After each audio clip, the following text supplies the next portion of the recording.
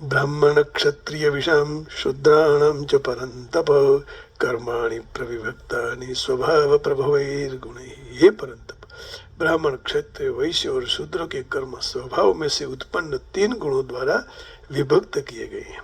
ब्राह्मण क्षत्रिय विषाम शूद्राणाम च परंतप, यह ब्राह्मण क्षत्रिय वैश्य तीनों के लिए एक पद और शूद्रों के लिए अलग पद आपने का तात्पर्य यही है कि ब्राह्मण क्षत्रिय वैश्य द्विजाति है और शूद्र द्विजाति नहीं है। मैं सेवक कहता हूँ, शूद्र कभी नहीं कहता। शूद्र ब्राह्मण भी हो सकता है, अपने कर्मों को न करे तो वो ब्राह्मण भी शूद्र है। क्षत्रिय अपने कर्म न करे, आचार विचार न हो तो वो भी शूद्र है, और वैश्य भी शूद्र बन सकता है।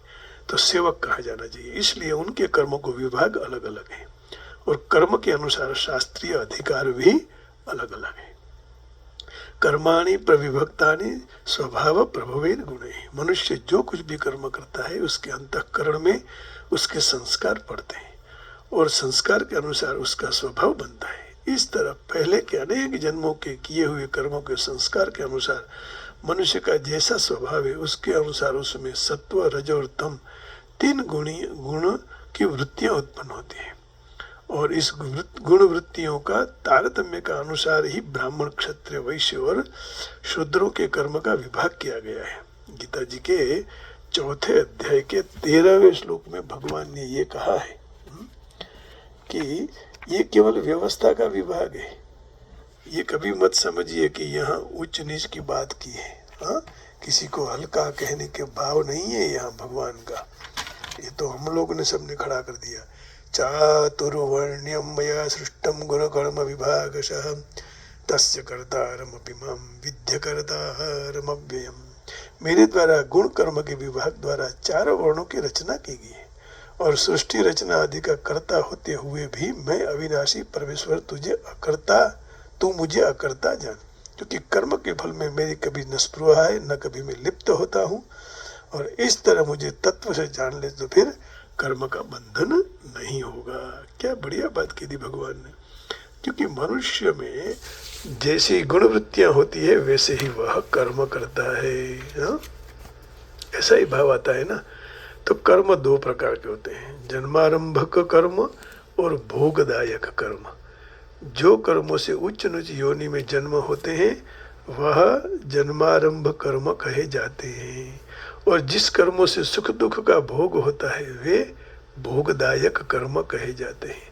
अब भोगदायक कर्म अनुकूल प्रतिकूल परिस्थितियों को उत्पन्न करते हैं, जिसको गीता में अनिष्ट, इष्ट और मिश्र नाम से कहा गया है। इष्टम अनिष्टम मिश्रम च त्रिविधम कर्मण फलम। इसी अध्याय के 12वें श्लोक में भगवान ये कह रहे हैं, 18वें अध्याय के 12वें श्लोक में। तो यूं भी देख लेते हैं, अनिष्टम इष्टम मिश्रम च त्रिविधम कर्मण फलम भवत्यत्यागिनम प्रेत्य न तो संन्यासिनम क्वचित। कर्म फल का त्याग न करने वाले मनुष्य के कर्मों का इष्ट, अनिष्ट और मिश्र ऐसा 3 प्रकार का फल मरने के बाद भी मिलता है, परंतु कर्म फल का त्याग कर देने वाले मनुष्य के लिए कहीं भी कर्म का फल होता नहीं है। तो अब देखिए, और भगवान कहते हैं कि सूक्ष्म दृष्टि से देखें तो कर्म मात्र भोगदायक है, अर्थात जन्मारंभ कर्म से भी भोग होता है और भोगदायक कर्मों से भी भोग होता है। जैसे कि कोई उत्तम फल में कुल जन्म हुआ, उत्तम जन्म में किसी का जन्म हुआ, उसका आदर होता है, सत्कार होता है, और नीच कुल में जन्म होने से निरादर, तिरस्कार। इसी तरह अनुकूल परिस्थिति वालों का आदर होता है, प्रतिकूल परिस्थिति वालों का अनादर होता है। जैसे यहाँ हम अमेरिका में आए हैं, हमारे पास कुछ नहीं है तो सब आदर नहीं करेंगे। आजकल पैसे का जमाना हो गया ना, घर नहीं, मकान नहीं, गाड़ी नहीं, पैसा नहीं, कुछ नहीं, तो फिर कैसे बुलाएंगे आपको। ये मैं इसलिए कह रहा हूँ, मेरा खुद का अनुभव है इसलिए नहीं। मैं वर्जीनिया में किसी से सुना कि भाई मेरे पास एक छोटा सा मकान है, बैठने के लिए बड़े वो नहीं है सोफा, तो ये लोग मेरे पास घर आकर क्या करेंगे। वो बोलते हैं आप हमें अच्छा खिलाओ पिलाओ सब, अब मैं नीचे बैठा हूँगा, मेरे पास डाइनिंग टेबल नहीं। ऐसा उनका शब्द है। उनका नाम था सौरभ भाई, मुझे नहीं कहना चाहिए, लेकिन ये मुझे बहुत दुख लगा कि क्या समाज कहाँ तक पहुँच गया है, क्या कर रहा है, क्या सोचता है। और कहाँ तक जाके खड़ा रहेगा। अजी आपके पास बहुत पैसे तो लोग सामने से बुलाते हैं, तो आदर निरादर, हाँ, तो क्योंकि आदर निरादर कभी कभी होते रहते हैं, उसमें आदर निरादर रूपी भोग गौण होता है, हरदम नहीं होता है, कभी भी ऐसा होता है। तो भोगदायक कर्मों से जो अनुकूल प्रतिकूल परिस्थिति आती है, उसमें परिस्थिति का भोग मुख्य होता है, क्योंकि परिस्थिति हर बार आती रहती है। भोगदायक कर्मों के सदुपयोग दुरुपयोग करने में मनुष्य मात्र स्वतंत्र है, अर्थात वह अनुकूल प्रतिकूल परिस्थिति से सुखी दुखी भी हो सकते हैं, उसको साधन सामग्री भी बना सकते हैं। जो अनुकूल प्रतिकूल परिस्थिति से सुखी दुखी होते हैं वो मूर्ख हैं। जैसे हम हैं, हम सहन नहीं कर पाते हैं, पता नहीं, मैं अपना स्वीकार करता हूँ ना, क्योंकि मैं इमोशनल ज़्यादा हो जाता हूँ, द्रवीभूत हो जाता हूँ, और जो उनके साधन सामग्री बनाते हैं वह बुद्धिमान साधक होते हैं। इसी रास्ते पर हमें चलना है, क्योंकि मनुष्य जन्म परमात्मा की प्राप्ति के लिए मिला है, इसलिए इसमें कोई भी अनुकूल प्रतिकूल परिस्थिति आती है वह साधन सामग्री है। अनुकूल प्रतिकूल परिस्थिति को साधन सामग्री बनाना ये क्या है? तो अनुकूल परिस्थिति आ जाए तो उसको दूसरों की सेवा में और दूसरों के सुख में हित में लगाना चाहिए, और प्रतिकूल परिस्थिति आ जाए तो सुख की इच्छा का त्याग करना चाहिए, दूसरों की सेवा करना। ये दोनों साधन है ना। प्रतिकूल परिस्थिति आ जाए तो सुख की इच्छा का त्याग कर दो, मुझे नहीं चाहिए मकान, मुझे नहीं चाहिए यहाँ कुछ भी, बस हो गया, बात खत्म, सुख आने लगेगा। जैसे भगवान रखेंगे वैसे रहेंगे। तो शास्त्रों में आता है कि पुण्य बढ़ जाता है तो जीव स्वर्ग में जाता है, पाप बढ़ जाए तो नरक, और पुण्य पाप समान होने से मनुष्य बनता है। वाह, ये बहुत एक नई बात आई, पुण्य पाप समान होने से। इस तरह से कोई वर्ण आश्रम स्थल वेश आदि का कोई भी मनुष्य सर्वदा पुण्यात्मा और पापात्मा नहीं हो सकता है। पुण्य पाप समान होते ही जो मनुष्य बनता है उसमें भी जो ये देखे तो पुण्य पाप तारतम्य रहता है, अर्थात किसी के पुण्य अधिक होते हैं, किसी के ज़्यादा।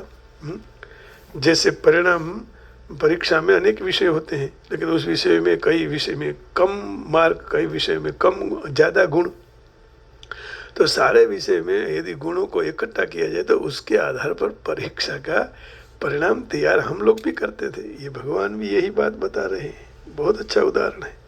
उसी तरह प्रत्येक मनुष्य कोई विषय में पुण्य अधिक होता है, कोई विषय में भी अधिक होता है, तो सारे को इकट्ठा कर पुण्य पाप होता है, उसके अनुसार उसको जन्म मिलता है। जो अलग अलग विषयों में सबके पुण्य पाप समान हो तो सबको बराबर अनुकूल प्रतिकूल परिस्थिति प्राप्त होती, परंतु ऐसा नहीं होता है। इसलिए सबके पुण्य पाप में अनेक प्रकार के तारतम्य होते हैं। इस बात को सत्व आदि गुण के विषय में भी समझना चाहिए। तो कहने का भाव यही हुआ कि उसी तरह गुणों का विभाग भी है।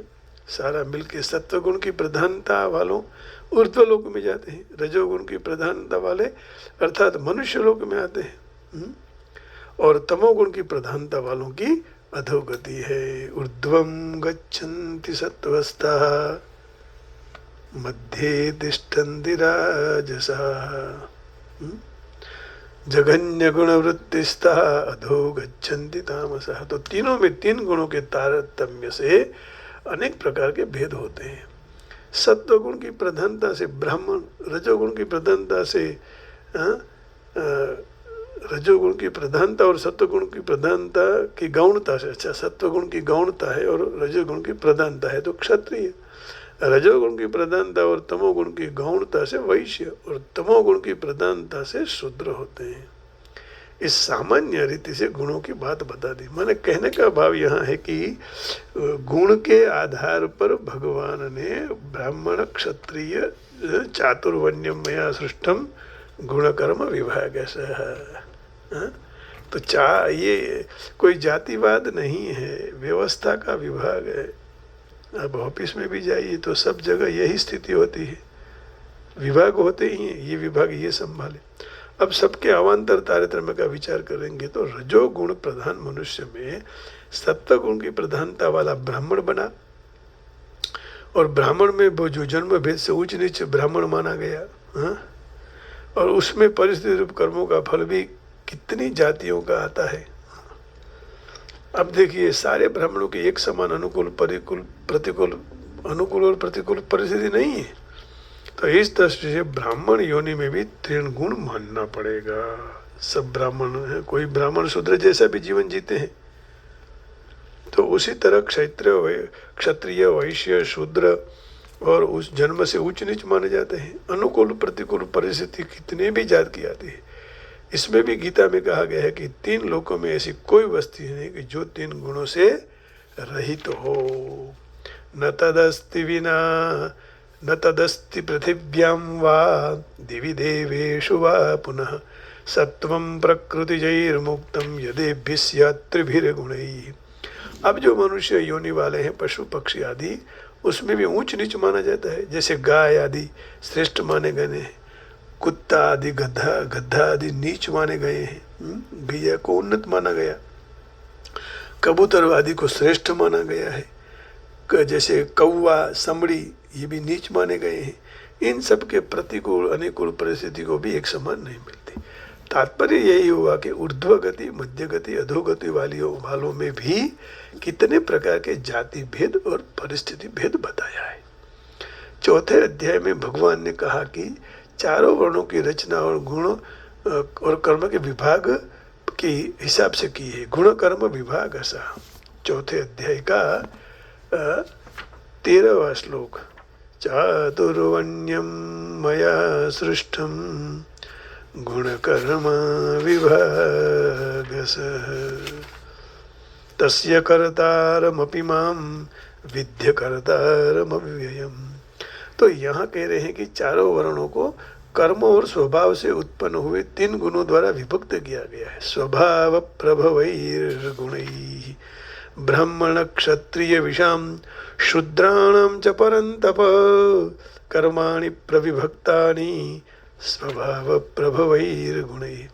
तो 4थे अध्याय में तो चारों वेदों को उत्पन्न होने की बात कही है। यहाँ चारों वर्णों के कर्म की बात है।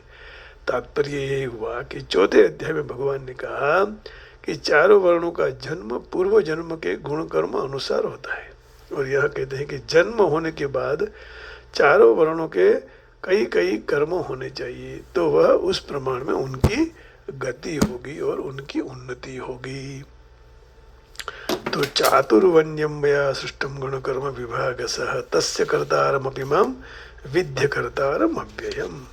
तो यहाँ श्लोक था न तदस्ति पृथिव्यां वा, there is a know being on earth और इन आकाश और even among the gods of anywhere else who is the free from these 3 gunas from of prakriti। तो अब कहते हैं ब्राह्मण क्षत्रिय विषाम शूद्राणाम च परन्तप कर्माणि प्रविभक्तानि स्वभाव प्रभवैर्गुणैः। The duties of the Brahmins, the Kshatriyas and the Vaisyas as well as of the Sudras have been assigned according to their innate modes of प्रकृति गुणास अर्जुना। हे अर्जुना, इस तरह समझना चाहिए कि अपने अपने गुण के हिसाब से सब विभाग गए हैं। उसमें ब्राह्मण में भी 3 भेद होते हैं, क्योंकि किसी का कर्म कैसा हो, किसी का कर्म कैसा हो। तो अब यहाँ कहते हैं ना, ब्राह्मण क्षत्रिय विषाम शूद्राणाम च परन्तप। तो Brahmanas, Kshatriyas, Vaishyas and Shudras are distinguished by the qualities born of their own nature in accordance with the material modes of chasters of the enemy। थोड़ा कठिन शब्द है, आप लोग थोड़ा समझ लेना अपने आप ढूंढ के भी। तो अब कह रहे हैं ब्राह्मण क्षत्रिय विषम में क्या, थोड़ा प्रभुपाद जी ने क्या कहा, कोई ज्यादा अर्थ नहीं बताया। हे परंतप ब्राह्मण क्षत्रिय वैश्य और शूद्र में भौतिक प्रकृति के गुण द्वारा उत्पन्न हुए उनके स्वभाव के हिसाब से यहाँ भेद बताया गया है। तो आइए, आज हमारे गुरुवार यहाँ बृहस्पतिवासर है, आज पूरा दिन की हमारी सेवा है और सेवा का टाइम हो रहा है। लेकिन उससे पहले हम भगवान का थोड़ा कीर्तन कर लेंगे, भगवान को प्रसन्न करेंगे। प्रभु आ जाइए बस और हमारा मंगल कीजिए, नित्य निरंतर मंगल हो। नहीं होता है लेकिन हरि के नाम से मंगल हो जाएगा, इसमें भी कोई संदेह नहीं है। तो आइए भगवान से कहते हैं कि प्रभु हमें आपके साथ ले जाइए, हमें आपका बना लीजिए। यदि आपका हम बन जाएंगे तो फिर हमें जीवन में कष्ट ही नहीं होगा, और कष्ट नहीं होगा तो मुश्किल ही नहीं होगी। ओ कान्हा, ओ कान्हा, ओ कान्हा, ओ कान्हा, कान्हा, ओ कान्हा, बने ले जाने तारी संग,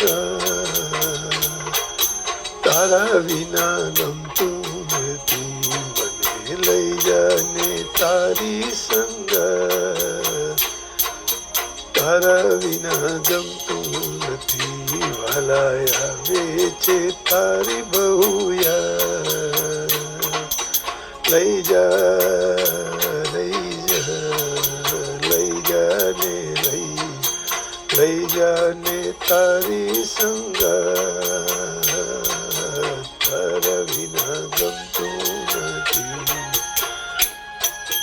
कृष्ण बोलो, कृष्ण बोलो, कृष्ण कृष्ण कृष्ण बोलो, कृष्ण बोलो, कृष्ण बोलो, कृष्ण बोलो, कृष्ण बोलो, हरि कृष्ण बोलो,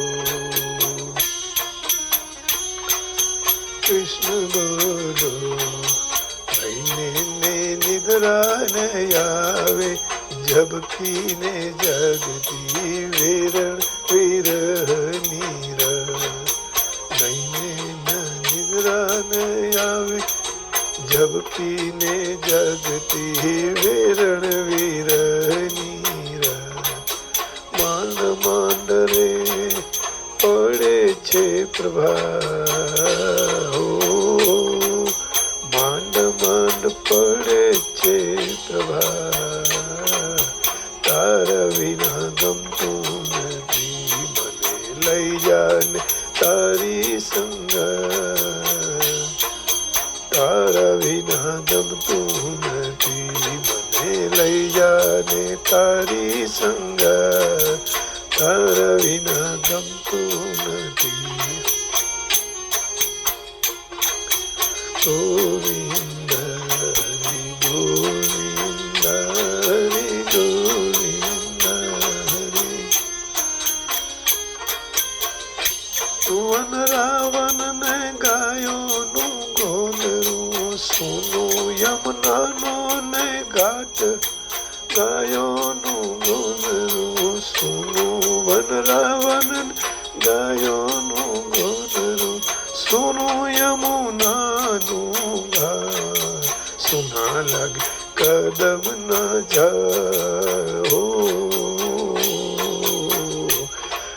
सुना लगे कदम न जाओ, तारा विना गमતું નથી, मन લઈ જાને તારી સંગ, તારા વિના ગમતું નથી, મને લઈ જાને તારી સંગ, तारा विना गमતું નથી।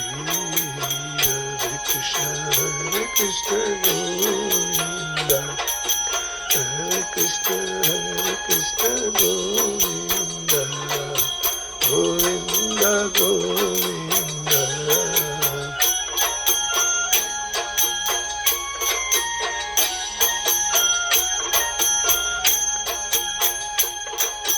गोविंद हरि गोविंद, कवि के दाम कहे राधा क्यों मानती, आऊं करे नहीं मारो कान, कवि के दाम कहे દાદાએ જો નથી માનતી, આવું કરે નહીં મારું કાન. રાધા જુરે છે દિવસ ને રાત હો, રાધા જુરે છે દિવસ રાત, તારા વિના ગમતું નથી. રાધા જુરે છે દિવસ ને રાત, તારા વિના ગમતું નથી. મન લઈ જાને તારી સંગાત, તારા વિના ગમતું નથી. મન લઈ જાને તારી સંગાત, તારી સંગાત, તારા વિના ગમતું નથી. વાલા આવે છે તારી બહુ યાદ, તારા વિના ગમતું નથી. મને લઈ જાને તારી સંગાત, તારા વિના ગમતું નથી. કૃષ્ણ ગમતું નથી, રામ વિના ગમતું નથી. મને શિવ વિના ગમતું નથી, તારા વિના ગમતું નથી. તારી संगत हे कन्हैया तेरे साथ हमें ले जाओ. सबको जय श्री कृष्ण, हरिओम, राधे राधे, गोविंदा, ओम नमः शिवाय, जय गिरनारी, जय योगेश्वर, जय श्री राम, जय राम जी की, जय राम जी की. हरिओम हरिओम. प्रभु बरसाने वाले की जय.